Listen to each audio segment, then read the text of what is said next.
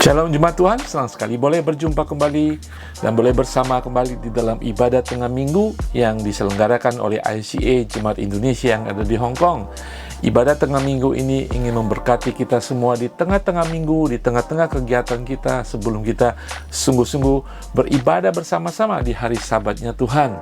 Saudara sekalian, mari kita dimanapun jemaat Tuhan berada, di Hong Kong, di Indonesia, dimanapun saudara berada, kami berharap ibadah ini boleh memberkati, dan ketika ini boleh memberkati saudara bisa membagikan share link daripada ibadah ini kepada teman-teman agar boleh menjadi berkat bagi mereka. Nah, saudara sekalian, sebelum kita mendengarkan firman Tuhan dan memuji Tuhan, dan mari kita membuka hati kita untuk kita bersama-sama. Apapun kegiatan saudara saat ini, ya di kantor, di rumah, pekerjaan rumah, ataupun saudara sedang belajar, kami berharap kiranya hadirat Tuhan boleh ada di dalam kehidupan kita saat ini. Sekali lagi, boleh menyegarkan iman kita, boleh membangkitkan semangat kita. Kiranya kami berdoa Roh Kudus memulihkan kehidupan roh kita. Sekali lagi, kami percaya dan ini menjadi harapan kami, ibadah tengah minggu boleh menjadi berkat bagi saudara semuanya. Sebelum saya berdoa membuka ibadah ini, saya ingin bacakan Mazmur 100 di dalam ayatnya yang pertama. Dikatakan, bersorak-soraklah bagi Tuhan, hai seluruh bumi. Beribadahlah kepada Tuhan dengan sukacita. Datanglah ke hadiratnya dengan sorak-sorai. Sekali lagi saudara sekalian, buka hati saudara. Saya tahu mungkin kita banyak pergumulan, pertentangan, dan hari-hari ini banyak masalah, tetapi percayakan kepada Tuhan. Datang dengan hati. Mungkin hati saudara menunduk saat ini, roh saudara menunduk saat ini. Percaya di dalam Tuhan, Tuhan akan tegakkan kembali kehidupan roh saudara, dan saudara akan bersukacita di dalam hadirat Tuhan. Mari kita berdoa. Bapa di surga, terima kasih Tuhan. Kami ingin datang beribadah bersama-sama walaupun kami berada di tempat yang berbeda. Kami percaya hadirat-Mu tidak terbatas oleh ruang dan waktu. Mari Tuhan berbelas kasihan kepada kami Tuhan. Urapi setiap anak-anak-Mu Tuhan. Berkati setiap anak-anak-Mu Tuhan yang 1 jam ini Tuhan ingin datang bersama, mendengarkan firman-Mu, membuka hati kami dan menyembah Engkau Tuhan. Tuhan, kami serahkan hidup kami ke dalam tangan-Mu. Kiranya kerajaan-Mu datang, kehendak-Mu yang jadi dalam kehidupan setiap umat-Mu dimanapun mereka berada. Haleluya. Amin. Saudara, mari kita menyembah Tuhan. Salam jemaat yang dikasihi oleh Tuhan. Mari kita satukan hati kita memuji Allah, Bapa, Raja di atas segala raja. Kita angkat pujian ini sama-sama.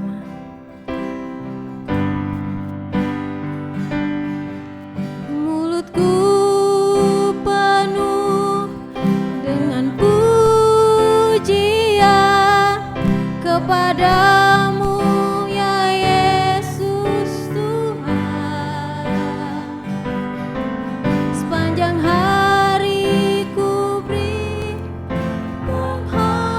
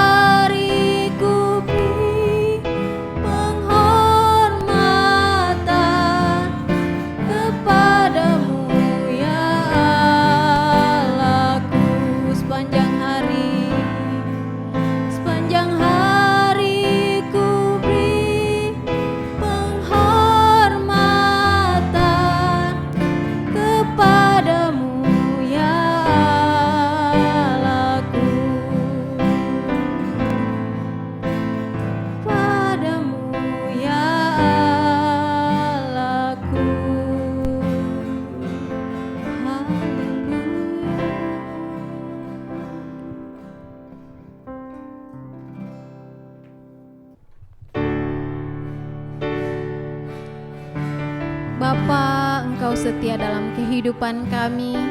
Terima kasih, apapun pergumulan dalam kehidupan kami, Engkau selalu setia menjadi Bapa kami.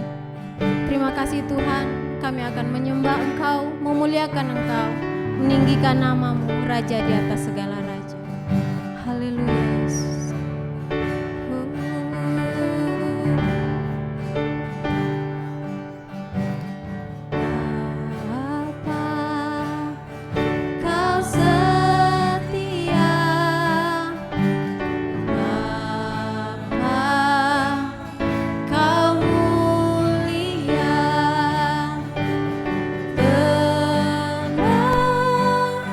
Tenanglah jiwa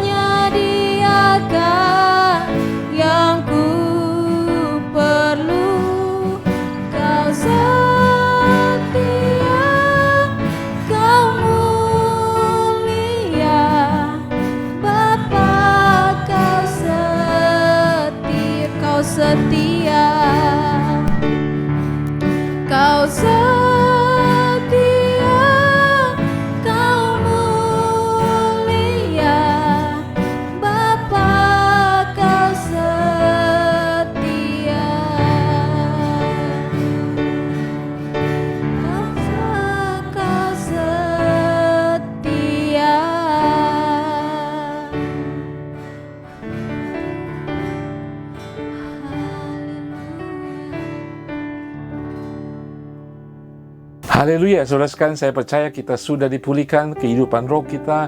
Dan saya percaya hari ini, saat ini kita boleh menerima rema daripada Tuhan, mana rohani, sehingga akan menguatkan iman kita lebih lagi. Saudara, 2 minggu lalu saya berbicara dengan judul Inilah Aku, Utuslah Aku.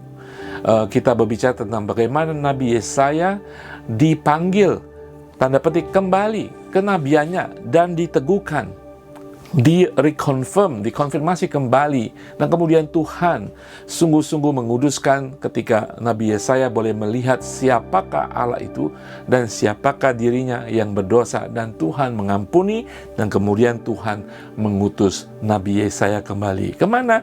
Tentunya ke dalam misi yang Tuhan sudah berikan kepadanya, tentunya ke dalam rencana yang Tuhan sudah sediakan bagi Nabi Tuhan pada saat itu. Nah, saudara, kalau kita sebagai orang percaya, kalau saya ingin bertanya, apa artinya sebagai orang percaya? Apa tujuan hidup kita sebagai pengikut Kristus? Nah, hari ini saya akan berbicara tentang bagaimana seseorang yang seperti Nabi Yesaya, mungkin kita, yang sudah dikuduskan, diampuni ketika melihat Tuhan, dan selanjutnya apa? Nah, sebagai orang percaya, kita hari ini belajar bagaimana Allah itu punya misi besar dan mengirimkan Yesus kepada umat manusia yang semuanya berdosa. Kita harus tahu bahwa Allah ada, Yesus datang ke dunia bagi semua orang. Nah, tujuan dari pembahasan firman Tuhan hari ini adalah kembali fokus kepada rencana Allah bagi manusia, dengan kita sebagai orang percaya yang merupakan anak Allah, mengenal karakter Allah dan mengenal panggilan kita. Haleluya, saudara. Saudara, kalau saudara, saya tanya, saya sebutkan seorang nabi Tuhan namanya Yunus. Apa dalam pikiran saudara? Ya, mungkin saudara punya pikiran, ya, sekolah minggu dulu, oh, ikan besar, Nabi Yunus yang bandel, Nabi Yunus yang lari daripada Tuhan. Ya, itu ceritanya benar, saudara. Tapi kita harus tahu, kita mengetahui Nabi Yunus, kita harus lebih mengetahui Tuhannya Nabi Yunus. Ya, kitab Nabi Yunus menceritakan Nabi Yunus yang melarikan diri dari tugas yang diberikan oleh Allah. Allah bernubuat dan menyampaikan pesan peringatan kepada penduduk Niwe, sedangkan Yunus memiliki agenda yang berbeda daripada rencana Tuhan, sehingga dia menolak melarikan diri. Nabi Tuhan yang keras kepala, yes, Nabi Tuhan yang memberontak kepada Allah, bahkan dia marah kepada Allah. Dia memaksakan kehendaknya ke dalam rencana Allah. Saudara, itu seorang nabi. Sebelum kita sungguh-sungguh ingin menghakimi Nabi Yunus, saudara, mungkin kita harus meneliti kehidupan kita. Kita lebih daripada Nabi Yunus, kita sudah ditebus oleh darah Kristus. Kita memiliki akses masuk ke dalam hadirat Tuhan kapan saja. Kita dibenarkan, dikuduskan satu kali selama-lamanya sampai hari penebusan kita. Kita disebut anak Allah oleh karena karya Tuhan Yesus. Nah, saudara sekalian, jadi apa respon kita tentang rencana panggilan Tuhan yang bagi kita semua dalam kehidupan kita sebagai anak Allah? Kalau saya boleh bertanya, dan saya mendorong renungan saat ini, kita boleh bertanya pada diri kita sendiri, apakah saya Yunus? Apakah saya mengerti rencana Tuhan bagi umat manusia? Kalau kita tidak mengerti rencana kehendak Tuhan bagi umat manusia, kita sebagai anak Allah, kita akan condong, tanda petik, seperti Yunus, saudara. Kita tidak mau masuk dalam rencana Allah, bahkan kita menolak mengerti dan melaksanakan panggilan kita sebagai umat Tuhan. Bahkan kita tidak mau beribadah. Kita hanya menjadi orang Kristen nominal. Kristen, orang bilang Kristen Paskah dan Natal saja.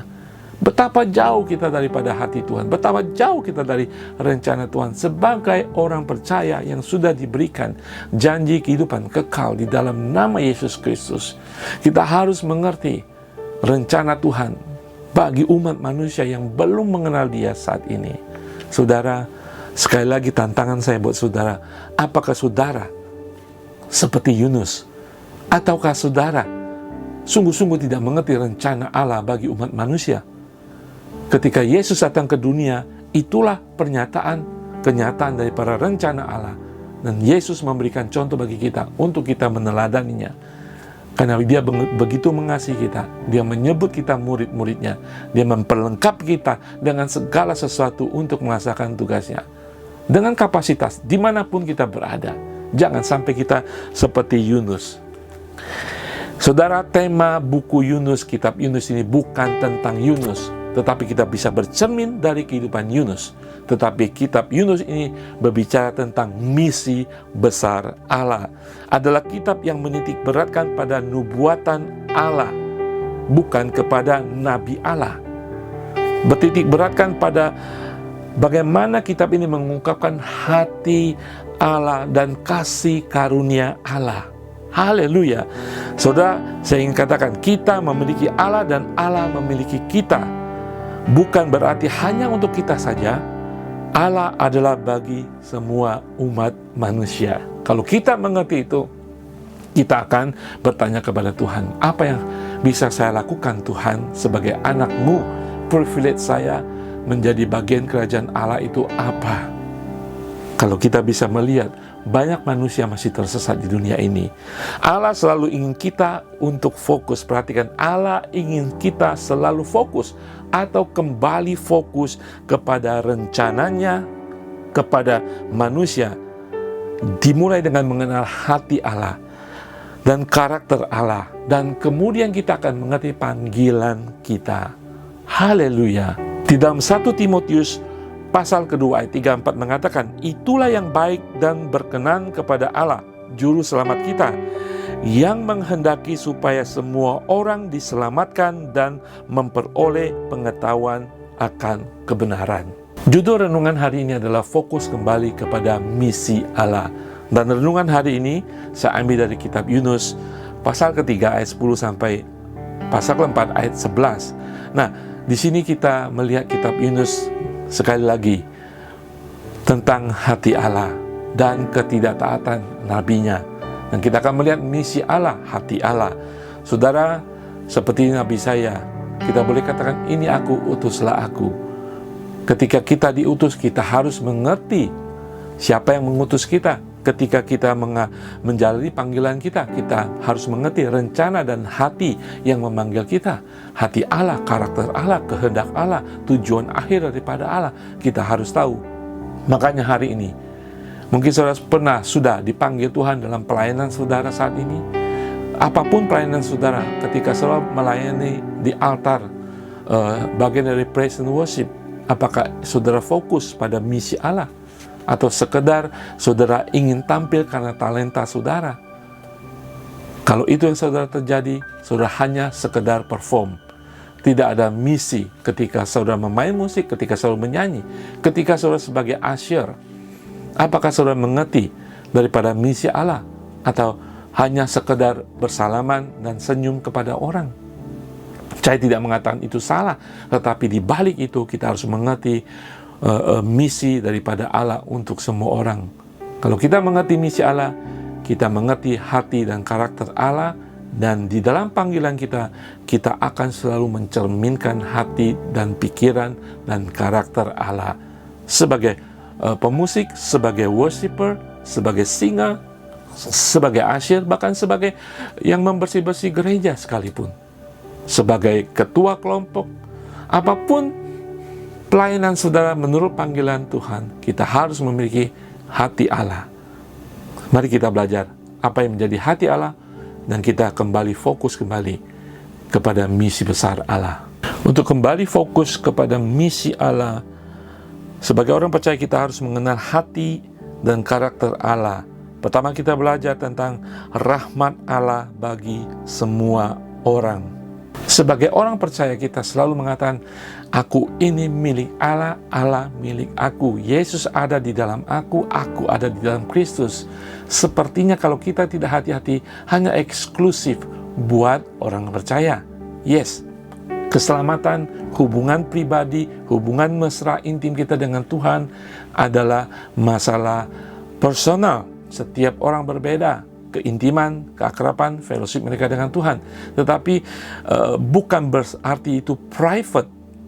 Allah bagi semua orang. Mari kita belajar bahwa rahmat Allah bagi semua orang. Di dalam kitab Yunus pasal ketiga ayat 10 sampai pasal keempat ayat 1 mengatakan, ketika Allah melihat perbuatan mereka itu, yakni bagaimana mereka berbalik dari tingkah lakunya yang jahat, maka menyesallah Allah karena malapetaka yang telah dirancangkannya terhadap mereka, bangsa Niniwe. Dan ia pun tidaklah jadi melakukannya. Tetapi hal itu sangat mengesalkan hati Yunus, lalu marahlah ia.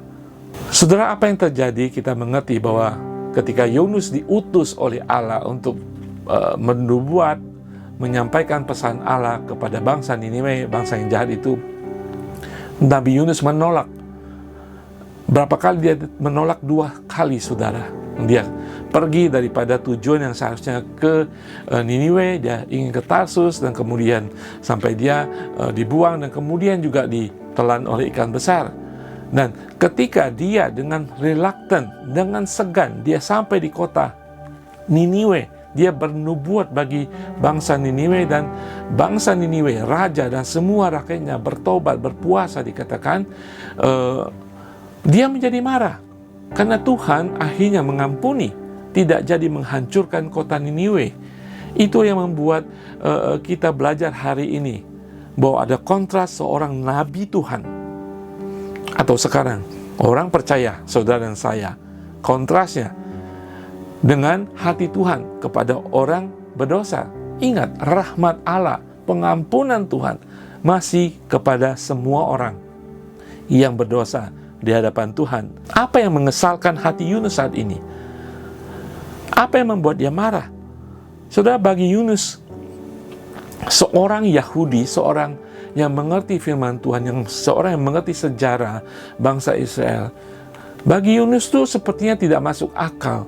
Allah, orang Israel, mengampuni bangsa yang menjadi musuh bangsa Israel, bangsa Yahudi. Bangsa Niniwe adalah bangsa yang kejam, membunuh dengan keji, termasuk orang-orang Yahudi.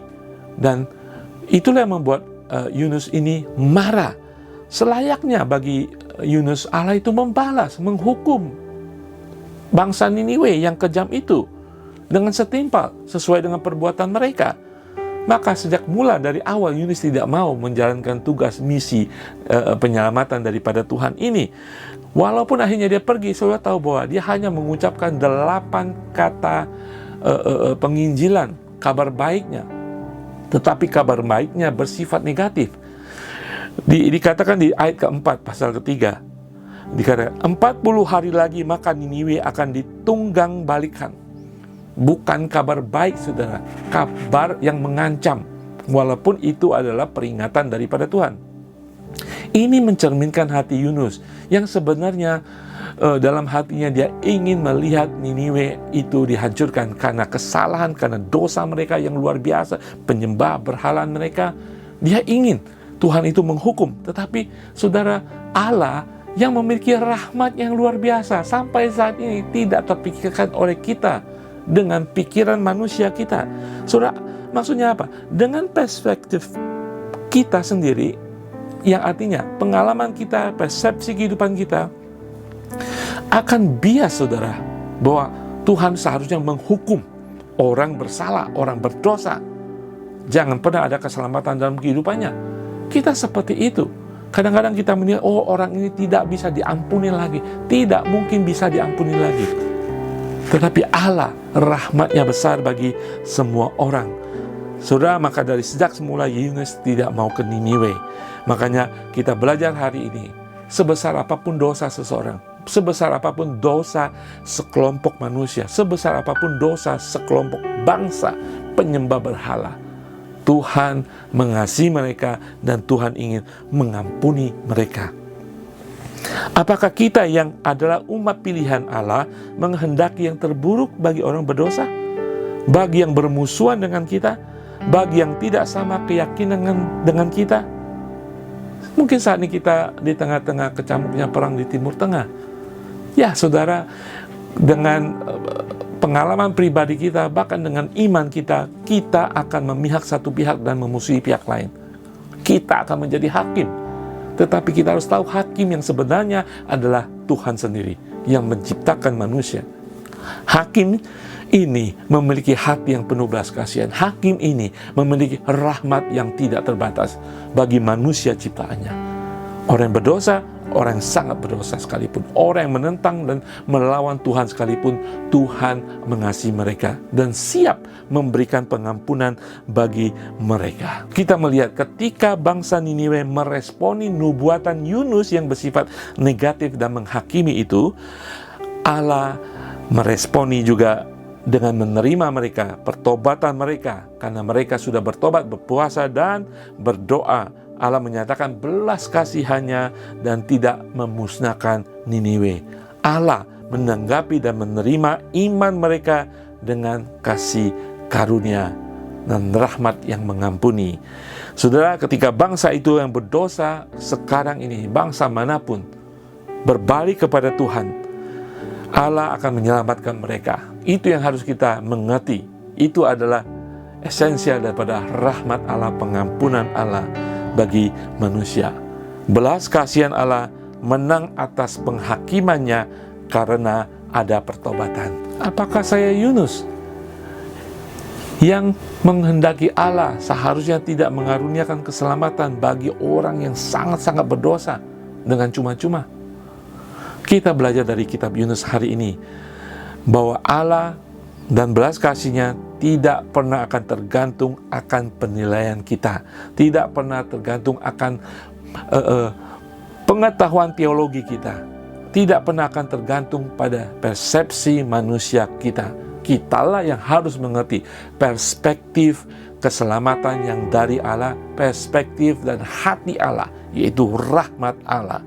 Allah memberikan rahmatnya karena Allah memiliki hati bagi manusia ciptaannya. Belas kasihannya adalah pemberian Allah.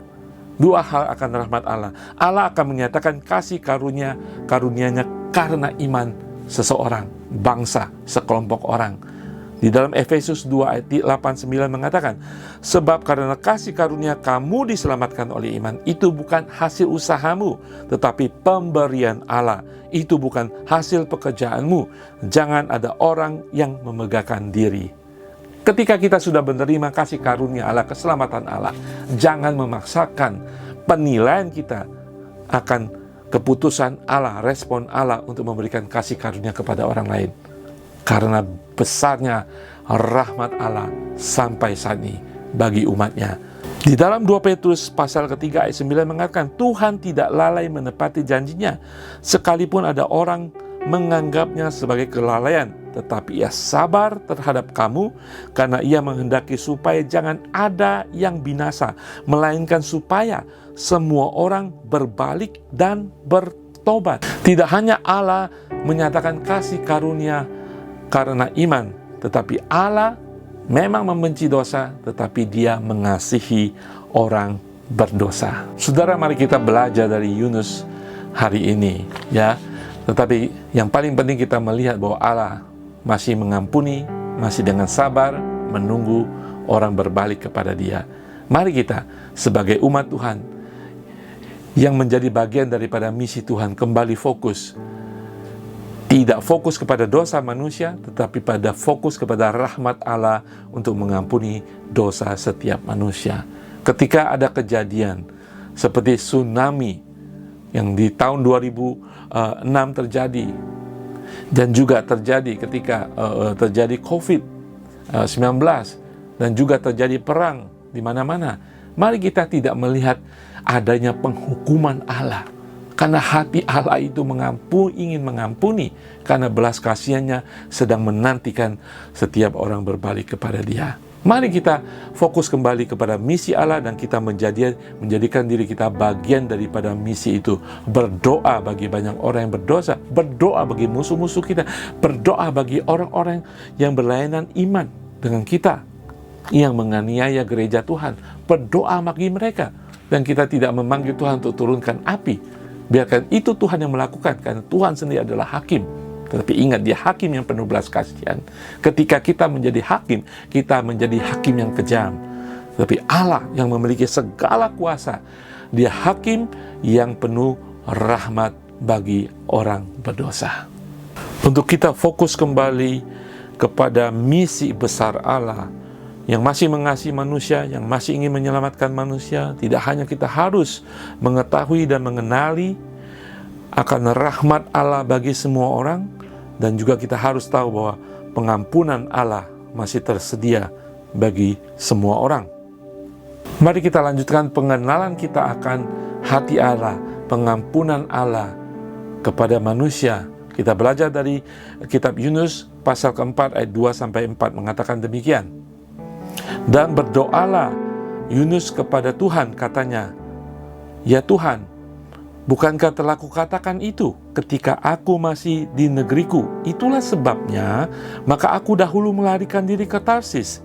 Sebab aku tahu bahwa Engkaulah Allah yang pengasih dan penyayang dan panjang sabar dan berlimpah kasih setia, serta yang menyesal karena malapetaka yang hendak didatangkannya.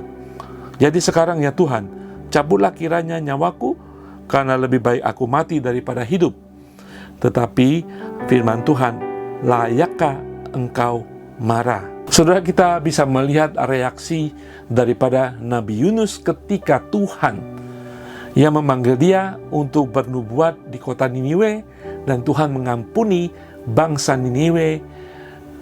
Seluruh bangsa itu diampuni, dan kita lihat hati Yunus yang walaupun dia mengerti siapakah Tuhan Yahweh itu, tetapi hanya sampai dalam pengetahuan dan pengertian saja, tidak mengenal apa yang dilakukan Tuhan keluar daripada hati Tuhan yang Maha Pengasih itu. Tuhan memberikan pengampunan dan tidak menghukum bangsa yang sangat kejam ini, bangsa yang sudah menolak, yang menyembah berhala ini. Tapi Yunus tidak bisa terima. Apa reaksi Yunus? Bukannya bersyukur atas keselamatan, pengampunan dari Yahweh kepada bangsa Niniwe, dia komplain dan merasa tidak senang, bahkan marah kepada Tuhan. Yunus dengan sikapnya mempertanyakan sebenarnya kuasa, otoritas Tuhan, penggunaan otoritas Tuhan tidak pada tempatnya.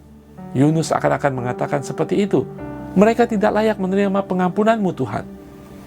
Mereka adalah bangsa yang kejam.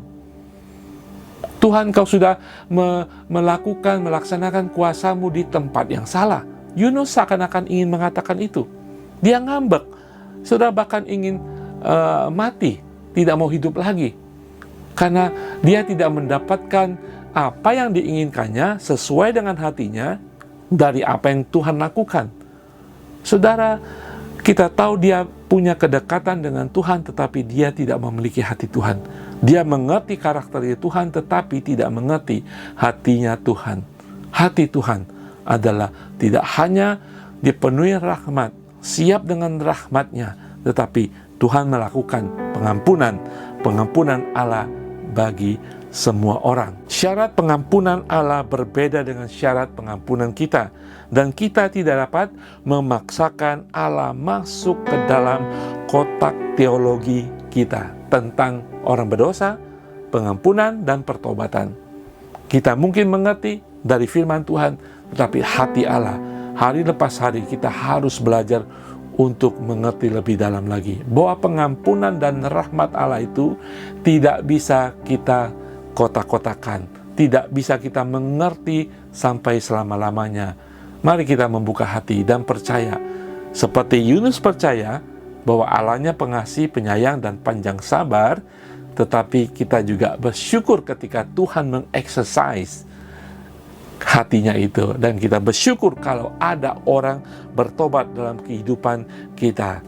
Orang yang sangat memusuhi kita, orang yang pernah menganiaya kita, mereka juga manusia ciptaan Tuhan. Tuhan Yesus pernah mengatakan di kayu salib, Tuhan Bapa, ampuni mereka, mereka tidak tahu apa yang mereka lakukan. Tuhan Yesus di kayu salib, di tengah-tengah penderitaan karena orang-orang itu, dia berdoa meminta kepada Bapa di surga untuk mengampuni karena mereka tidak mengetahui, tidak mengerti apa yang mereka lakukan. Saudara, seperti halnya kita, ketika kita berdosa, jadi bodoh, jadi bebal, pada waktu itu kita, tanda petik, tidak mengerti apa yang sedang kita lakukan. Dan Tuhan masih mengasihi kita, menyayangi kita, dan mengampuni kita semuanya. Saudara, kalau ada pihak yang berhak marah, adalah Allah sendiri atas dosa manusia. Kalau ada pihak yang punya hak otoritas menghukum, itu adalah Allah sendiri. Kalau kita, seperti Yunus, menghendaki Allah melakukan ini dan itu, menurut kita benar, kita sedang menjadi Allah. Kita meragukan otoritas Allah. Kita meragukan bagaimana Allah melakukan kuasanya, melaksanakan keilahiannya dalam kehidupan manusia. Saudara, Tuhan mengasihi kita. Mari kita mohon ampun dan memiliki hati Allah dan mengerti bagaimana Allah dengan rahmat-Nya masih mengampuni. Cek dalam kehidupan kita, di dalam gereja saudara, di dalam komunitas saudara, ketika ada orang berdosa masuk dalam kelompok kita, pembunuh, pelacur, pelaku dosa-dosa besar, ketika mereka mencari Tuhan dan ingin bertobat, bukannya kita percaya rahmat Tuhan besar dan mereka sudah menerima pengampunan dari Tuhan. Tetapi mari kita cek hati kita.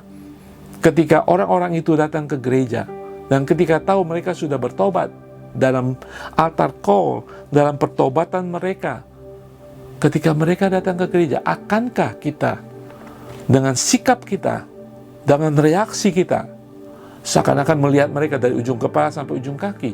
Akankah kita berbicara tentang mereka, tentang dosa mereka, di belakang mereka? Ketika kita melakukan itu, kita seperti Yunus tidak menghendaki orang itu bertobat. Kita seakan-akan menganggap Tuhan belum tuntas mengampuni dosa mereka.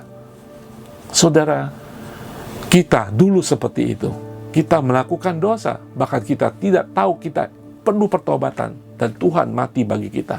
Kita sudah bertobat. Saudara sekalian, mari kita mengenal pengampunan Tuhan bagi semua orang, sifatnya sempurna. Yesaya 43 ayat 25 mengatakan, Akulah dia yang menghapus dosa pemberontakanmu, dan oleh karena aku sendiri, dan aku tidak mengingat-ingat dosamu.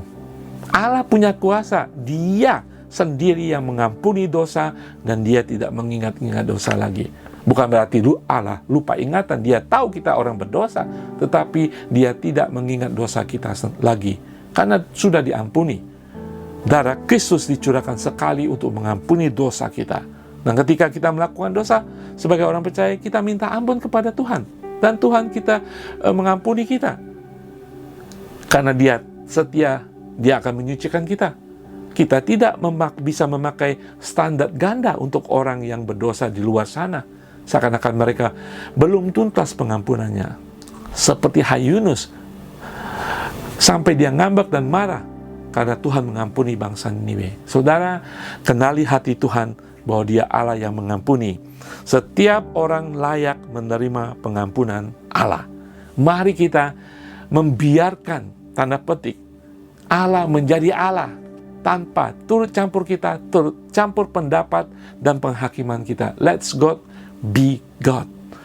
Lukas 5 ayat 32 mengatakan, Aku datang bukan untuk memanggil orang benar, tetapi orang berdosa, supaya mereka bertobat.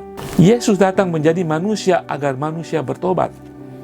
Bukan kekuatan kita, otoritas kita, bukan pendapat kita, bukan penilaian kita, tapi Yesus datang untuk mengampuni mereka yang memiliki iman, dan Allah akan mengampuni. Setiap orang layak menerima pengampunan Allah, dan tidak ada dosa yang tak terampuni. Yesaya 1:18 mengatakan, Marilah, baiklah kita berperkara.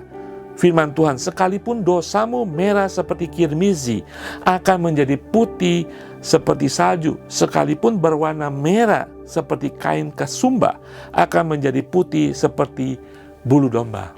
Jadi saudara, ketika seseorang dalam gereja, komunitas saudara, sungguh-sungguh bertobat berarti mengatakan penyesalannya dan ingin berbalik daripada hidupnya, daripada kehidupan lama dan mengikuti Tuhan, bertobat. Jangan kita kembali berpikiran bahwa mereka belum bertobat, kalau Allah sudah mengampuni dosa mereka yang semerah kirmizi itu, dan menjadi kudus, suci, dan dipulihkan. Mari kita menyambut mereka dan bersukacita menjadi bagian dalam hidup mereka, mendorong agar mereka lebih beriman, lebih maju kembali. Sama halnya dengan kita untuk menjaga kehidupan kita tidak kembali berdosa. Haleluya. Pengampunan Tuhan bagi semua orang karena rahmat-Nya bagi setiap orang berdosa. Saya ingat ada satu cerita tradisional ya, dari mulut ke mulut bagi bangsa Yahudi. Dikatakan pada satu malam Abraham, nah waktu itu kan orang masih nomaden, mereka pindah-pindah. Abraham keluar daripada tendanya di tengah malam, dia melihat bintang, dia melihat keluar, dan tiba-tiba dia melihat ada seorang tua ya berjalan di padang pasir dan menghampiri dia. Dan dia kemudian mengundang orang tua itu untuk masuk. Kelihatan orang tua itu capek dan lapar. Dia mengundang orang tua itu masuk ke dalam. Dia membersihkan kakinya. Dia mempersilakan dia duduk dan kemudian menyediakan makan dan minum bagi orang tua ini.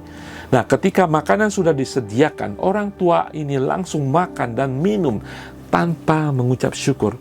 Dan Abraham menjadi marah. Dia marah kepada orang tua itu, dikatakan dia segera mengambil makanan itu kembali dan dia ingin mengusir orang tua itu. Mengapa kamu makan tidak mengucap syukur kepadanya? Kamu harus keluar, meninggalkan tenda itu. Dan segera orang itu diusir keluar. Dan ketika orang itu sudah pergi, Allah datang kepada Abraham, diceritakan bahwa Allah berkata, Abraham, Abraham, mengapa engkau mengusir orang tua itu? Abraham dengan alasannya, dia mengatakan, Tuhan, dia tidak mengucap syukur kepadamu ketika makan dan minum. Tuhan mengatakan, Abraham, Abraham, aku sudah bersabar terhadap orang tua itu yang tidak melayani aku, tidak menghormati aku selama 80 tahun. Abraham, Abraham, mengapa satu malam saja engkau tidak bersabar kepada orang itu? Saudara, memang ini cerita tradisional, cerita tradisi orang Yahudi. Tetapi yang inti daripada cerita ini, Allah masih bersabar, panjang sabarnya bagi semua umat manusia yang menentang orang percaya, yang memusuhi gereja Tuhan, yang menghujat Allah, yang menghujat Kristus Tuhan kita, penyelamat kita. Allah masih bersabar.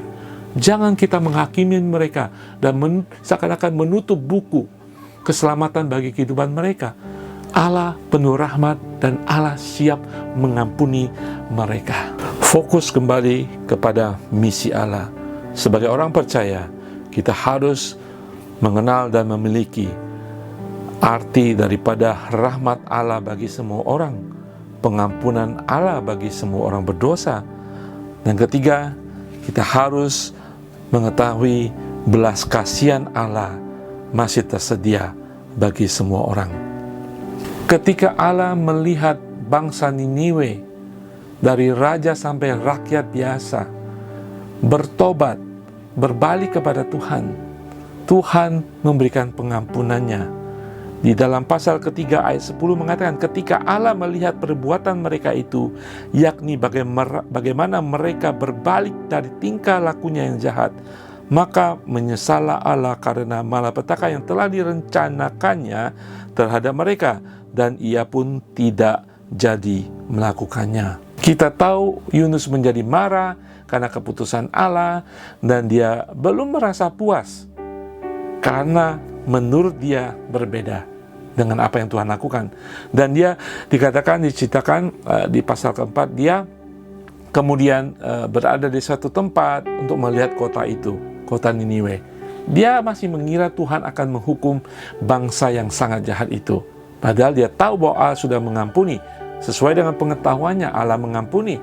Tapi dia dengan keberadaannya, dia belum merasa puas dan ingin tahu dan masih mungkin percaya bahwa Allah akan menghancurkan bangsa itu. Di sinilah kita melihat di dalam pasal 4 ayat 10-11. Ketika dia membuat pondok di atas satu seperti bukit itu, dia melihat ke bawah dan kemudian panas terik, dan Tuhan menumbuhkan pohon jarak untuk menaungi kepalanya daripada terik matahari. Tapi keesokan harinya pohon jarak itu mati, dan dia kembali marah dan menyalahkan Tuhan. Karena pohon jarak yang diberikan Tuhan itu, tapi atas penentuan Tuhan juga akhirnya layu. Sekarang kita lihat di dalam pasal keempat ayat 10-11. Lalu Allah berfirman, engkau sayang kepada pohon jarak itu, yang untuknya sedikit pun engkau tidak berjerih payah dan yang tidak engkau tumbuhkan, yang tumbuh dalam satu malam dan binasa dalam satu malam pula. Bagaimana tidak aku akan sayang kepada Niniwe, kota yang besar itu, yang berpenduduk lebih dari 120.000 orang, yang semuanya tidak tahu membedakan tangan kanan dari tangan kiri dengan ternaknya yang banyak itu. Tuhan saat ini ingin mengajar, atau dalam petik menghajar Yunus, umat pilihannya, nabi pilihannya ini. Mungkin kita bisa belajar juga. Tuhan ingin mengajarkan sesuatu kepada kita tentang belas kasihan Allah, kasih Allah, sayangnya Allah kepada manusia, sayangnya Allah kepada ciptaannya. Sementara kita fokusnya bukan pada sayang kepada manusia, tetapi pada kenyamanan hidup kita. Saudara, di sini sungguh-sungguh Yunus hanya memperhatikan pohon jarak yang memberikan kenyamanan bagi dia secara fisik, daripada memperhatikan hidup, nyawa bangsa Niniwe. Dia hanya mementingkan egonya, kepentingannya, dan tidak melihat keselamatan manusia. Dan disinilah kita boleh melihat bahwa manusia yang diciptakan segambaran dengan Allah, dan Tuhan ingin kita peduli dengan mereka. Bangsa Niniwe yang akan binasa, Yunus hanya memperhatikan kepentingan pribadinya. Saudara, lihat sekeliling kita, keluarga kita, saudara kita. Walaupun mereka bermusuhan dengan kita, mari kita tetap melihat mereka perlu diselamatkan. Mereka perlu Injil. Mereka perlu bagian dalam kehidupan kita yang dipakai Tuhan sebagai bagian daripada rencana misi Tuhan. Jangan kita hanya mementingkan diri kita sendiri. Kita mementingkan pohon jarak kita. Jangan sampai terganggu. Kenyamanan kita jangan sampai terambil. Seperti Yunus kembali ngambek dan marah kepada Tuhan dan ingin mati saja. Saudara, betapa ini menunjukkan sungguh-sungguh Yunus ini sangat egois akan kepentingan pribadi dan kenyamanannya. Kadang kita seperti Yunus, saudara. Belas kasihan kita tidak sesuai dengan belas kasihan Allah. Belas kasihan kita hanya kita lakukan ketika kenyamanan kita tidak terganggu. Banyak orang yang belum diselamatkan, sementara kita khawatir tentang kenyamanan kita, pohon jarak kita, sehingga kita tidak mengerti hati Allah yang penuh belas kasihan. Atau kita takut seperti Yunus. Sebenarnya ada ketakutan ketika dia ditugaskan kepada bangsa Niniwe. Bangsa Niniwe adalah bangsa yang kejam. Dia takut sebenarnya. Bahkan ketika dia masuk ke kota Niniwe, dia hanya memberikan 8 kata penginjilan saja, dan kemudian dia pergi. Saudara, ketika ada kehidupan kita menjadi takut untuk menginjili, Tuhan akan memberikan kekuatan bagi kita. Ketika Tuhan punya rencana, Tuhan akan memampukan kita. Dan jangan kita hanya mementingkan kenyamanan kita. Kita merasa terganggu untuk menyediakan sedikit waktu saja. Kita merasa terganggu untuk menjawab WhatsApp. Kita merasa terganggu untuk menasehati. Kita merasa terganggu kenyamanan kita untuk mendengarkan keluh kesah persoalan seseorang. Sementara Tuhan menyediakan waktu sampai tengah malam untuk mendengarkan pertanyaan dari Nikodemus. Dan kita tahu hanya untuk satu orang itu Tuhan menyediakan waktu tidurnya. Saudara, jangan kita hanya mementingkan kenyamanan kita, pohon jarak kita, sedangkan Tuhan masih melakukan karyanya untuk menyelamatkan manusia. Mari kita memiliki hati Tuhan yang berbelas kasihan. Saudara, kalau perhatikan ayat tadi, belas kasihan Tuhan akan ciptaannya, dia perhatikan. Mari kita perhatikan prioritas Allah ketika firman Tuhan mengatakan, yang berpenduduk lebih dari 120.000 orang. Tuhan ingin menegaskan kepada Yunus, mereka ini bangsa, manusia, jumlahnya bangsa yang besar. Dan kemudian kata, yang semuanya tidak tahu membedakan tangan kanan dan tangan kiri. Tuhan memberikan detil, menjelaskan kepada Yunus, dan mengapa engkau hanya mementingkan kenyamananmu. Sehari-hari saudara, berapa banyak dari keluarga kita, teman kita, yang belum mengenal Tuhan. Sementara kita hanya mementingkan waktu yang diberikan Tuhan untuk kenyamanan diri kita. Sudah suatu saat, Tuhan akan memanggil orang lain. Tuhan akan memakai orang lain. Sebagai orang percaya, merupakan privilege saudara. Kalau Tuhan memakai kita, mengutus kita, mari kita mengenal belas kasihan Tuhan. Matius 9:13 mengatakan, yang ku kehendaki ialah belas kasihan dan bukan persembahan, karena aku datang bukan untuk memanggil orang benar, melainkan orang berdosa. Bangsa Niniwe adalah bangsa yang tidak mengenal, tidak tahu akan kesalahan mereka. Mereka tidak tahu bahkan berbeda antara tangan kanan dan tangan kiri. Istilahnya, mereka hidup di dalam kegelapan. Siapa? Teman-teman, orang-orang yang di sekeliling kita hidup dalam kegelapan. Tuhan datang untuk memanggil mereka, untuk menyelamatkan mereka. Jika saudara menjadi orang percaya, mari kita melihat tujuan Allah di dalam rahmat-Nya, di dalam kasih karunia-Nya, dan di dalam pengampunannya siap. Mari kita kembali fokus kepada hal tersebut, dan kita akan masuk dalam misi Tuhan dan melakukannya lebih baik dan efektif lagi. Bukan suatu kebetulan kita ada di Hong Kong, bekerja di bawah orang Hong Kong. Siapapun majikan, atasan saudara, teman kolik saudara, ada orang-orang Hong Kong yang belum mengenal Tuhan, yang tidak tahu tangan kiri dengan tangan kanan, yang hidup dalam kegelapan, yang melakukan segala sesuatu yang mereka anggap benar, karena mereka belum tahu kebenaran yang hakiki, yang mereka belum tahu akan kebenaran firman Tuhan yang akan membebaskan mereka. Mari saudara kita mengasihi mereka, karena Allah kita, Allah yang berbelas kasihan kepada semua orang. Saudara, ketika saudara bekerja kepada seorang di Hong Kong, mari kita berdoa bagi mereka. Mari kita mengambil waktu, sungguh-sungguh menyediakan waktu dan tenaga, mungkin harta, bagi mereka.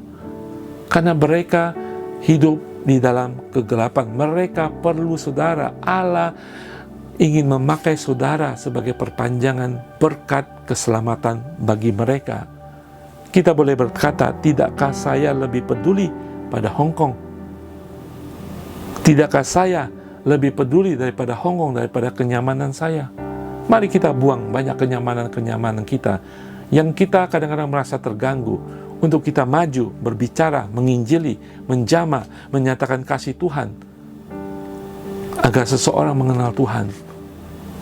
Kita percaya, siapapun kita, bagian apapun yang kita lakukan, ketika kita memiliki dan mengenal kasih Tuhan, dan kita nyatakan kepada orang sekeliling kita, di tempat kita berada di Hong Kong ini, kiranya Tuhan yang berperkara dengan kehidupan mereka, karena Tuhan mengasihi mereka lebih daripada kita mengasihi mereka. Saudara, dan biarkan Allah membukakan mata hati kita terlebih dahulu, dan memiliki kasih Allah untuk orang di sekeliling kita, sehingga kita pertama dapat melihat diri kita seperti Allah melihat diri kita.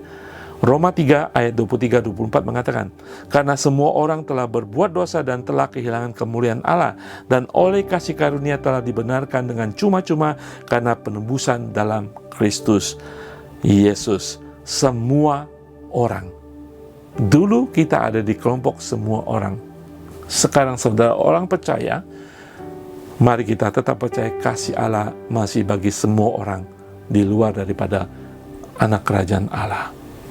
Tidak hanya kita dapat melihat diri kita, tapi kita juga dapat melihat masih banyak orang yang hidupnya terbelenggu. Roma 5:8 mengatakan, akan tetapi Allah menunjukkan kasih-Nya kepada kita oleh karena Kristus telah mati untuk kita ketika kita masih berdosa. Mereka masih berdosa, Yesus sudah mati bagi mereka. Nyatakan, ceritakan, sampaikan tentang kasih Bapa kepada mereka sebagai ciptaan Allah. Kita belajar hari ini tentang kembali kepada misi Allah. Fokus kembali kepada misi Allah dengan mengenal akan rahmat Allah bagi manusia, pengampunan Allah bagi orang berdosa, dan belas kasihannya kepada semua ciptaannya. Kita sudah mengenal pekerjaan Allah, karya Allah yang sampai saat ini masih berlangsung, yaitu misi Allah untuk menyelamatkan semua manusia ciptaannya. Dan kita sebagai gereja Tuhan, kita belajar hari ini tentang Allah dan tentang hidup kita.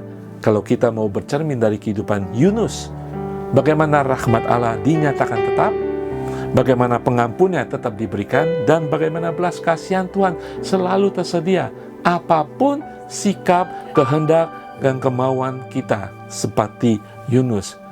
Saudara, yang perlu kita ingini hari-hari ini, ya, kalau kita Yunus, kita berbalik dan menjadi bagian itu dan turut arahnya Tuhan, misinya Tuhan. Bukan selalu menentang, mengkomplain, dan marah, dan kemudian kita berbalik daripada misinya Tuhan seperti halnya Yunus. Tapi kita harus tahu bagaimana menempatkan diri kita, belajar. Kalau kita Yunus, menempatkan diri kita di berhadapan dengan Tuhan, sehingga Tuhan akan membukakan hati kita, memurnikan motivasi kita ketika kita ingin menginjili, bahwa Tuhan melihat manusia yang tidak bisa melakukan apa-apa dan tidak mengerti bahwa mereka dalam kegelapan, dan menempatkan diri kita untuk mengenal hati Allah lebih dalam lagi. Itulah bagaimana kita bisa fokus kembali untuk mengerti akan misi Allah di dunia ini. Seperti Nabi Yesaya mengatakan, inilah aku, utuslah aku. Kalau kita mengalami pengutusan kembali, ya, rekonfirmasi daripada panggilan kita, mari kita mengenal Allah juga lebih dalam lagi, hati dan karakter Allah. Nah, saudara sekalian, kalau posisi kita saat ini, ketika Tuhan panggil kita ke Niniwe, tetapi kita ke Tarsus, mari kita bertobat dan kembali kepada misi dan visinya Tuhan. Adakah perintah Allah pada hari-hari ini di mana membuat kita mempertanyakan rencana Allah dalam kehidupan dan pelayanan kita?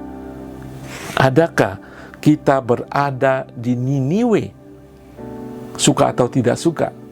Berarti saudara sedang mengikuti kehendak Tuhan. Mungkin saudara mengalami penganiayaan, oposisi ketika saudara ada di Niniwe saudara. Mungkin di tempat kerja saudara tidak menyenangkan.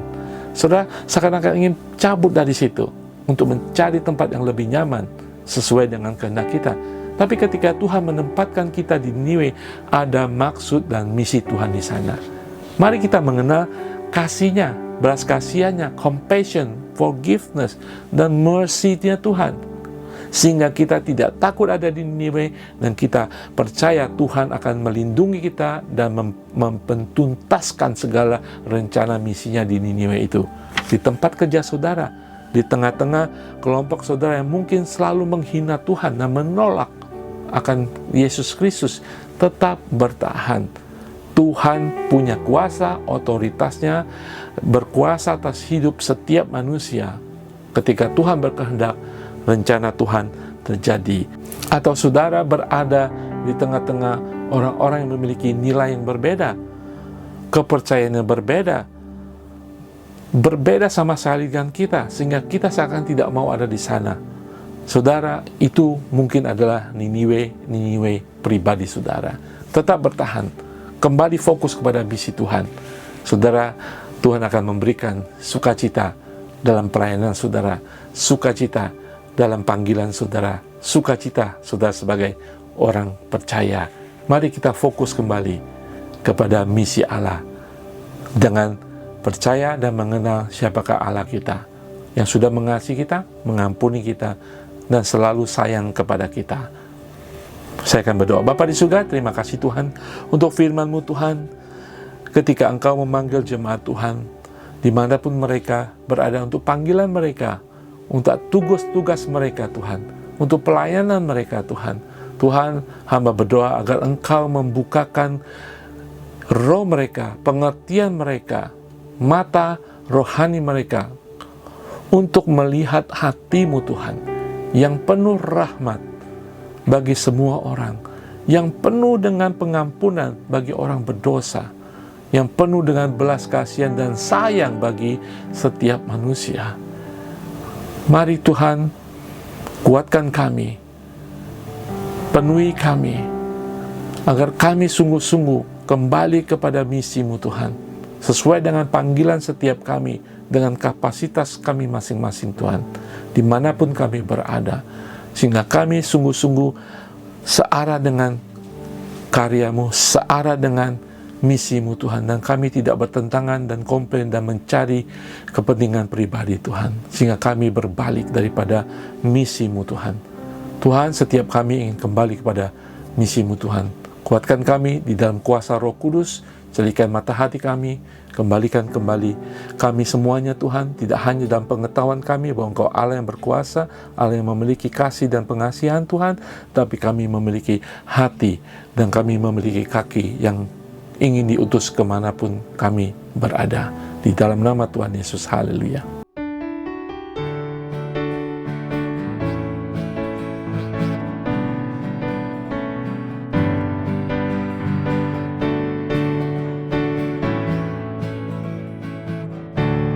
Sungguh kau mempesona, segala perbuatanmu hapuskan raguku.